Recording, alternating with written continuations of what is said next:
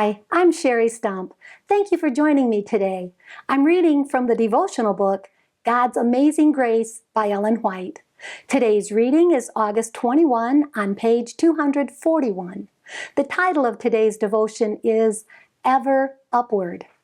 In Colossians chapter 2 and verse 6 it says, "As ye have therefore received Christ Jesus the Lord, so walk ye in him."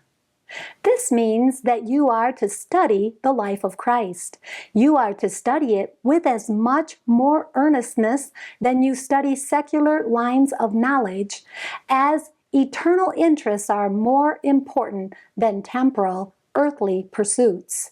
If you appreciate the value and sacredness of eternal things, you will bring your sharpest thoughts, your best energies, to the solving of the problem that involves your eternal well-being, for every other interest sinks into nothingness in comparison with that.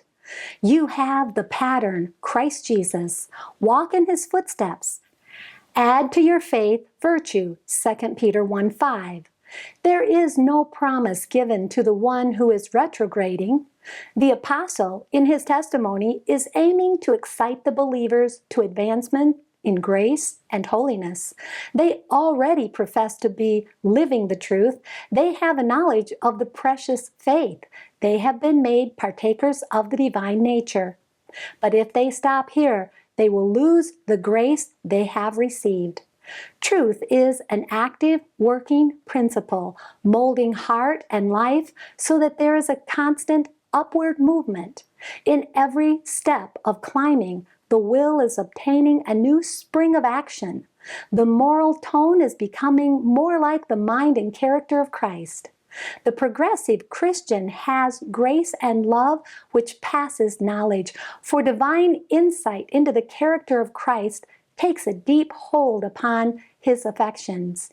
The glory of the Lord revealed above the ladder can only be appreciated by the progressive climber, who is ever attracted higher to nobler aims which Christ reveals. The steps upward to heaven must be taken one at a time. Every advanced step strengthens us for the next. The transforming power of the grace of God upon the human heart is a work which but few comprehend because they are too indolent to make the necessary effort.